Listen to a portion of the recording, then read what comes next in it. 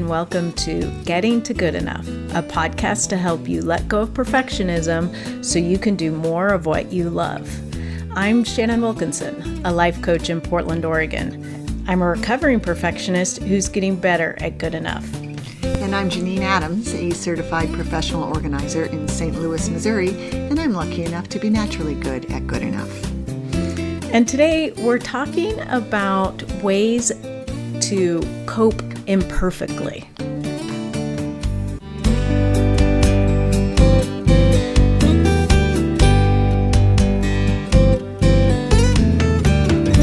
Janine. Hey, Shannon. How you doing? I'm all right. How are you? I'm all right, too. I'm glad to be talking with you. It feels like a million years since we've had the chance to record, and I have missed it. I know. Me too. And it's been a tough few weeks. This was not planned, but my mother passed away. And so it has been nice to figure out how to manage this. You've been so helpful in helping me manage it and helped me cope. Oh, well, I don't know how helpful I was, but I was obviously happy to do anything I could. But you're right, it's a tough time for you on top of the tough time everyone is experiencing, I think, or many people right now. Yeah. It's and it never occurred to, I mean, I shouldn't say it that way, but I didn't realize the extent that trying to go through a mourning process during a pandemic would impact me, like how much more difficult it is. Right. And then, toss in an insurrection. Mm-hmm. And yeah. It's a terrible stew. Yes.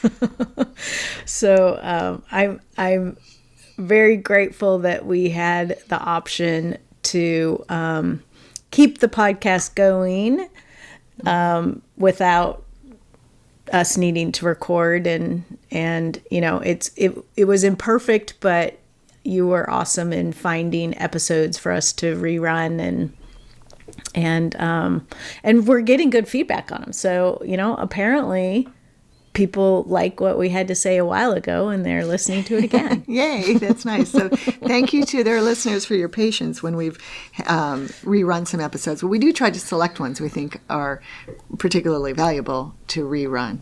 But I think the main thing is that in this time where, Shannon, you've had so much you've had to do about or surrounding your mother's passing, along with the grief that goes along with it and everything else, that finding ways to cope that are as gentle as possible, yes, and not worry about living up to some standard that would be the right way to do it. Right. Seems really right. important. Or even the way that you thought you would want to do it. Mm-hmm. That's right. That's been a huge lesson for me, is that, since the typical ways that I might go about, sort of managing this and having a funeral and a celebration of life and those sorts of things, since we can't do those things, I sort of made some assumptions about what would be important to me, and I was completely wrong when it came down to it. Oh, that's interesting. Yeah. So that's the flip side to our get in touch with what's important to you. Well, no, it isn't, because you did get in touch with what was important to you at the time, but you couldn't anticipate what it was going to be. Exactly. Yeah. Exactly. And that was a surprise to me. There's been a number of things that have come up where, like, when it came down to it, it's like, how I thought I would want to handle it is not how I really want to handle it. And so giving myself the space to do what I need in the moment, while continuing to operate under my mantra of no regrets, which we've talked about before when we had that whole episode on it. And one of the things I talked about in that episode was, how I was taking care of my mom and how a lot of decisions I made were based on, not wanting to have regrets about it. And, you sort of don't know how you will actually feel until the time comes. And I'm actually happy to report that I honestly have no regrets about the choices that I made for my mom. Oh, that's that's wonderful. That's huge. I was literally holding my breath while you were speaking because I was hoping that's how the sentence was going to end. But I didn't know. So that's great. Yeah. Because you're right. You can't know until it happens how you're going to react or feel about any of it. So. Mm-hmm. Yeah. And I think that's part of this imperfect coping is like giving yourself a lot of grace. Mm-hmm. There's so much that we think we can figure out ahead of time, and it's not always the way we think it's going to be. We don't always feel the way we think we're going to feel. Mm-hmm. Right. And you could have planned a year ago, you could have planned everything about your mother's funeral or what have you, and none of it could have come to bear because of the pandemic. Right. Yeah. Right. And that being said, it also has been super helpful to have things taken care of in advance. Mm-hmm. So I don't have to think about them. And then I've also discovered some things that weren't handled the way they needed to be handled, which have been problematic. So, I can't remember what episode it was, but you had mentioned that you and Barry were going to revisit wills and estate planning and stuff. And I cannot emphasize enough to everyone, please, please, please do that, especially if you have children or if you have, assets that you want to be handled in a particular way. Because if you don't take care of it, it's really, really hard on those you leave behind. Right. Uh-huh. Thank you for that reminder. It's on my task list. Well, and also it's hard to do right now because you can't just go to a lawyer's office. Right. Right. Well, you can have a conversation, though. Yeah.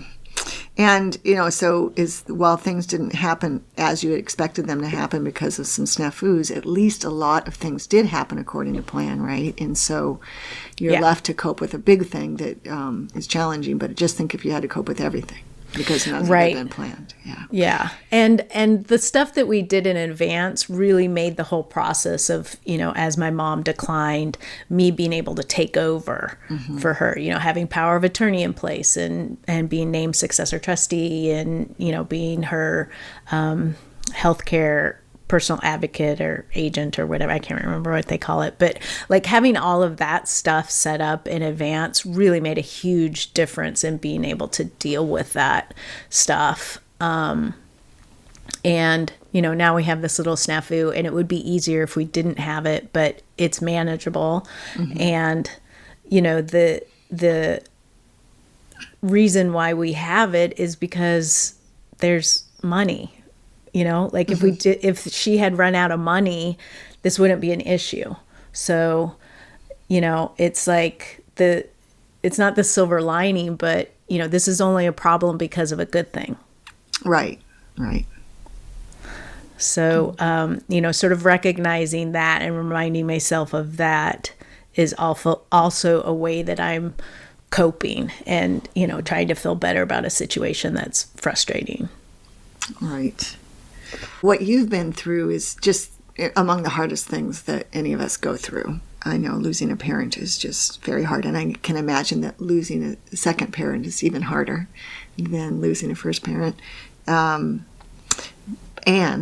we're all coping as well, right? Though with other things. I mean, I'm fortunate I'm fortunate my father's doing pretty well, but we've got this 10 months in of our lack of quarantine or lack of freedom because of the virus.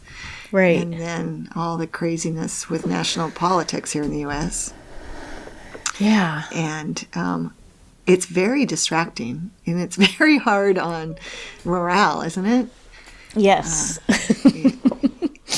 It is. And, it's like actually when the insurrection was happening, the day it was happening, I was so caught up in all the stuff that I was having to manage with the estate that I didn't realize the extent of things that were happening. And I mean, none of us really did at that point, but like, I just thought it was like a protest that had sort of gone awry. I didn't really get what was going on.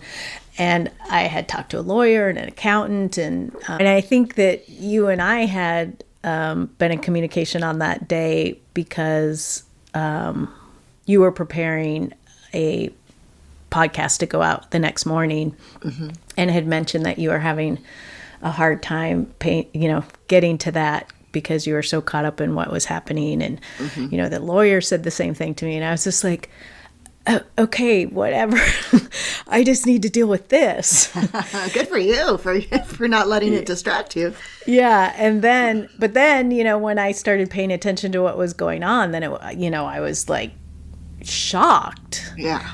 And then, then it was hard to pull away from it. And especially as more and more information came out over the next few days. So it's just interesting, and then I felt like I needed to kind of pull away from the stuff I was dealing with my mom by going to, doom scrolling about the insurrection. Right.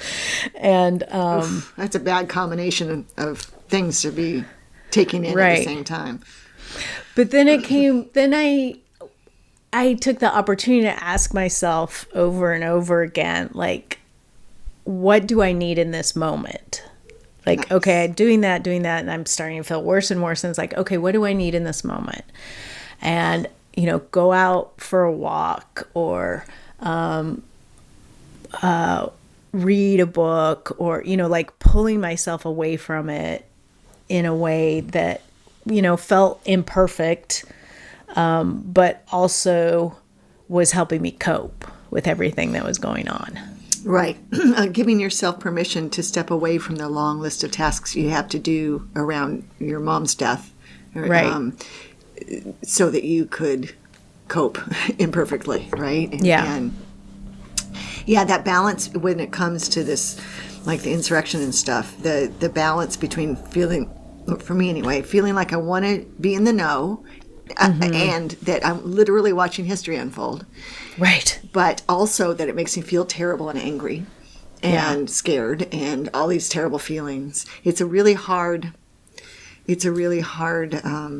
balance to keep. And that question that you asked yourself, how did you word it again? What do I need in this moment? Right. That's a good one. That's a good, like a touch point to sort of get, especially when it comes to things like doom scrolling, right. It's so hard to pull away. Right. Yeah. And I saw a meme the other day that would have helped me immensely. I sort of figured it out, but it said, if you think everyone hates you, you probably need sleep. If you hate everyone, you probably need to eat. Oh. I'm like, oh, somebody's in my head. Yeah. Yeah, there's truth there. Wow. That's but so, that was another thing. And it was like, well, I was not, I always forget I am a stress non-eater. Mm-hmm. When I am under a lot of stress, I don't eat. Like, I don't feel hungry. Nothing sounds good. I don't eat. I'm the same way. I can't even eat. I mean, like, I feel hungry, but I can't eat. Like, it's not that I get nauseous. Well, it is kind of that it's just like, yeah, it's so the worst. I haven't been through that in quite a long time, but when I have gone through it, it's been bad for, Well, now I could probably lose some weight and it would be okay. Yeah, I mean, I wasn't super sad about it, but it's ultimately like I don't feel well when I don't eat. Right, exactly. You're not fueling yourself. And so my imperfect way of coping with that is like, there's this, I don't know if you know it, it's the cozy something. What's it? But there's a rice pudding, like this commercially available rice pudding that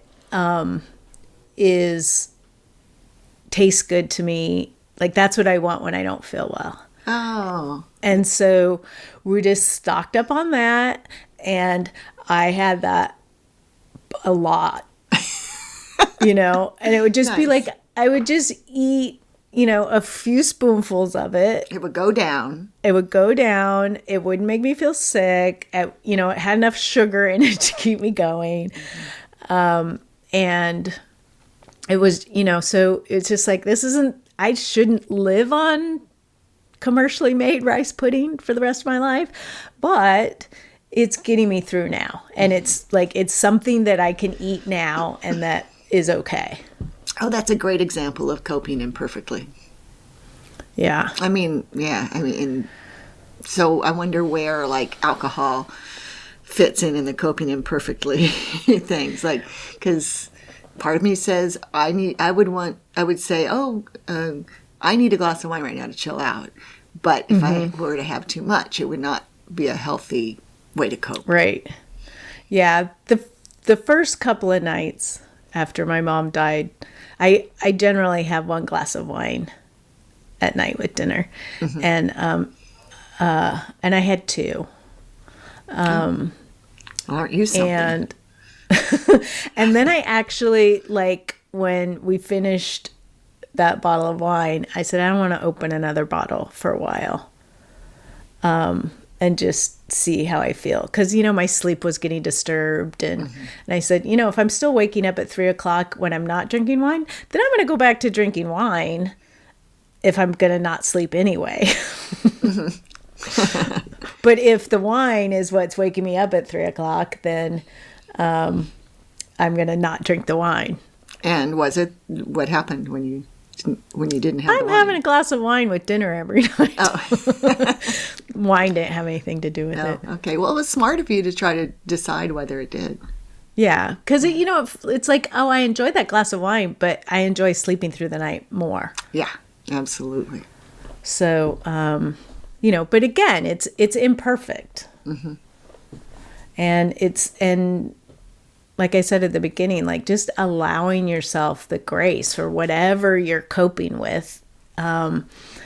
Because, just sort of the world we're living in right now is a lot to cope with. So even if you don't have extra personal or family issues going on, just dealing with the pandemic and economic situation and the political situation and racial justice issues and, just all the stuff that's happening in our country and around the world right now, that's a lot to cope with. Absolutely. So remembering that in and of itself helps. Like, it's perfectly reasonable to feel stressed out right now. Yes, and it's also okay to figure out ways to not feel stressed and feel okay about that. Yes. Because sometimes I struggle with that. Like if I'm having fun doing something, then I think, oh wait, I shouldn't be having fun. All these things are happening around me. Right. But it's nice to take time to have fun if you can figure out how to do it. Yeah. Yeah. And that's something that I bumped up even more with my mom. It's like, I'm sad about my mom. And then it's like, we're watching a funny TV show. And I feel bad that I'm like laughing. And I'm like, well, it doesn't matter. Oh my gosh. Like, that's what this is all about, is like, when my dad died and the whole family was able to gather, we would sit around, every evening, we'd do whatever we needed to do during the day. And then all of us kids and our spouses and cousins and friends would come by, and it was in the summer. And so we'd just sit in the backyard in a big circle and had a fire and told stories and, laughed and cried together. And that's what it always, it was laughing and crying together. And so I don't get to do that with people in person, but it doesn't mean I still can't find ways to laugh. Right. The crying I've already got down. Yeah. But, No problem there. Huh?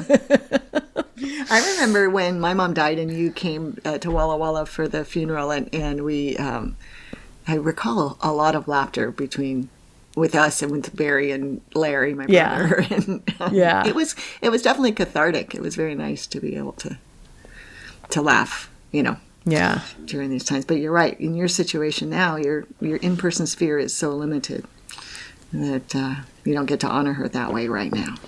Right. Well, and it's also my in-person sphere didn't know my mom very well. Right. That's true. So, Mike only knew her a couple of years before she really declined from dementia. Mm-hmm. And our wedding was the last public thing she went to. Right. And she was pretty fragile then, I remember. Yeah. Yeah. Yeah, I remember freaking out because I didn't know where she was. Oh, jeez. Somebody was keeping an eye on her, right? Someone was supposed to be keeping an eye on her. Oh, jeez. And I saw that someone, but not her. Just what every bride wants. Yeah.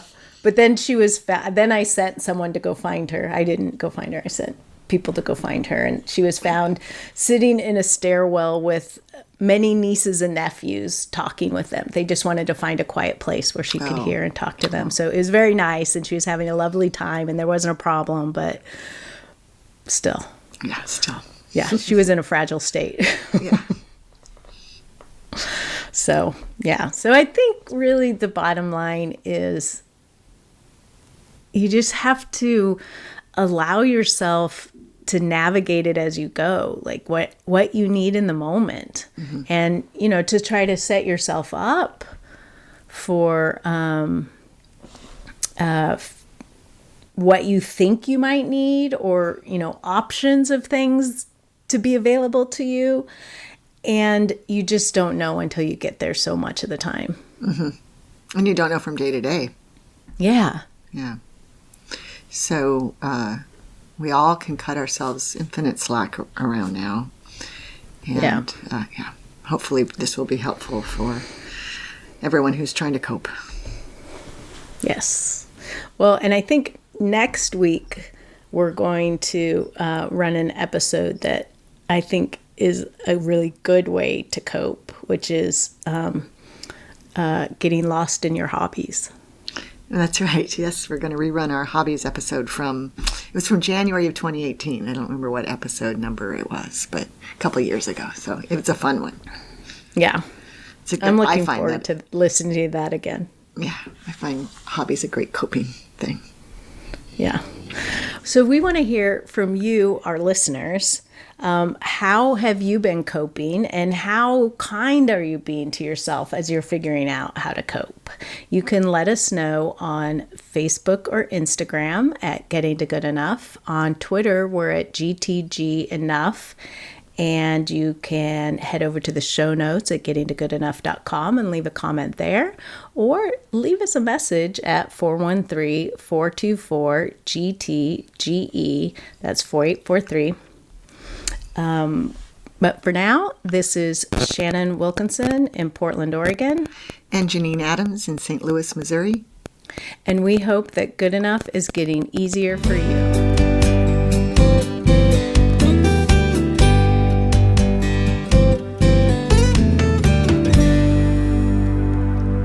To talk about coping by joining us for Declutter Happy Hour.